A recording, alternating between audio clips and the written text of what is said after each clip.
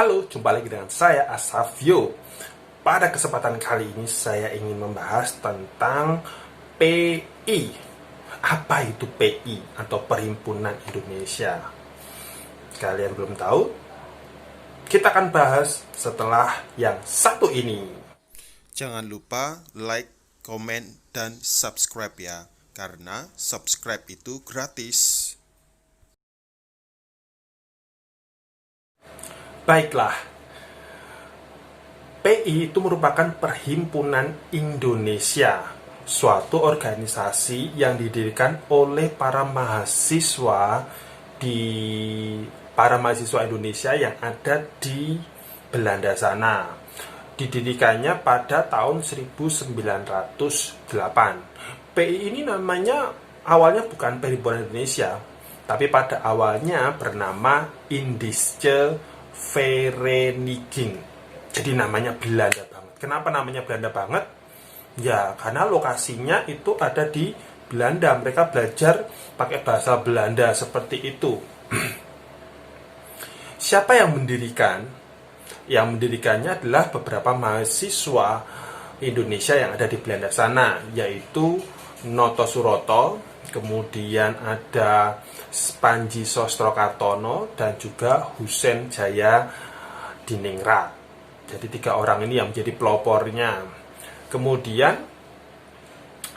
pada tahun 1922 nama Indische Vereniging ini diubah menjadi apa? Indonische Vereniging. Kenapa kok diubah?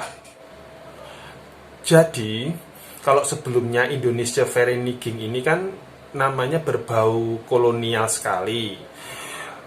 Kalau diubah menjadi Indonesia, berarti kan dia memiliki identitas nasional, Indische Vereniging. Nah, cuma masih pakai bahasa Belanda.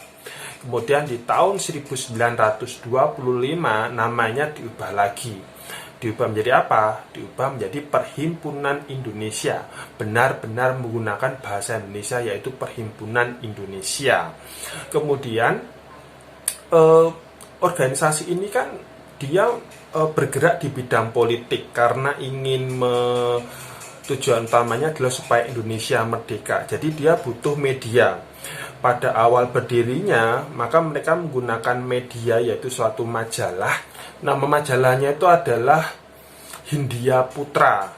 Tapi kan nama Hindia Putra ini kan ya itu tadi, masa namanya Hindia. Padahal ini kan dia memperjuangkan Hindia menjadi negara tersendiri. Otomatis nggak mau dong pakai nama Hindia. Akhirnya diubah menjadi Indonesia Merdeka. Jadi judulnya benar-benar sangat frontal kalau menurut saya.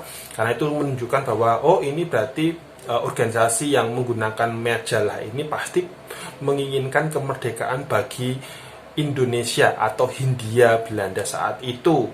Perhimpunan Indonesia ini dia juga membentuk simbol-simbol baru, simbol-simbol bagi organisasinya, yaitu merah putih sebagai lambangnya dan juga Pangeran Diponegoro sebagai tokoh perjuangan, ya perjuangan dalam rangka membebaskan dari Belanda seperti itu.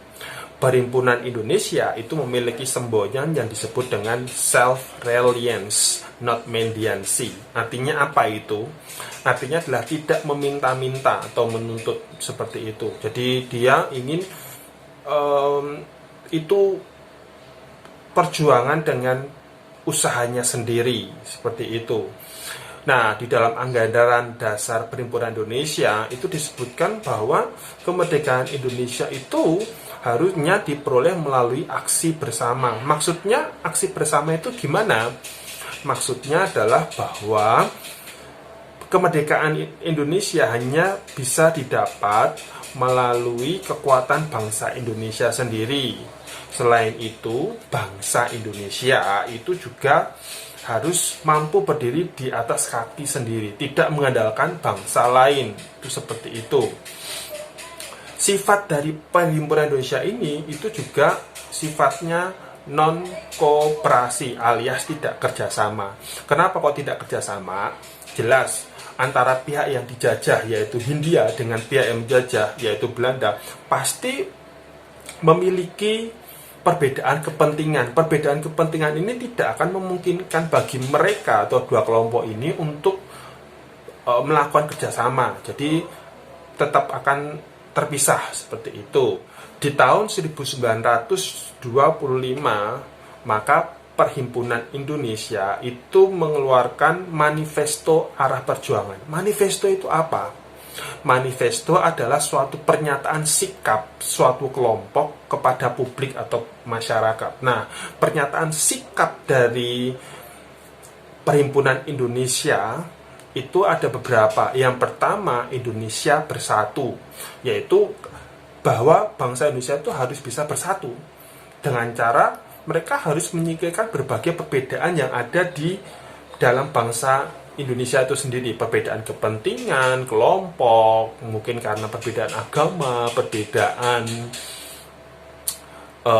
etnis, misalnya seperti itu. Nah, dengan penyatuan, dengan bersatunya berbagai kelompok ini, itu bisa digunakan untuk mematahkan kekuasaan penjajah.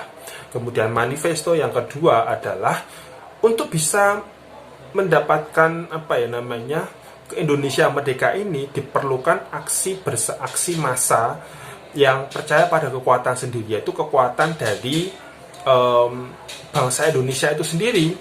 Itu seperti itu. Dan yang ketiga adalah melibatkan seluruh lapisan masyarakat, dan itu merupakan syarat mutlak. Kenapa? Bayangkan kalau misalnya bangsa Indonesia itu sudah ingin merdeka, tetapi ternyata tidak didukung oleh semua bangsa Indonesia. Ada kelompok-kelompok yang istilahnya masih mendukung Belanda. Otomatis nggak mungkin akan bisa didapat kemerdekaan bagi bangsa Indonesia itu.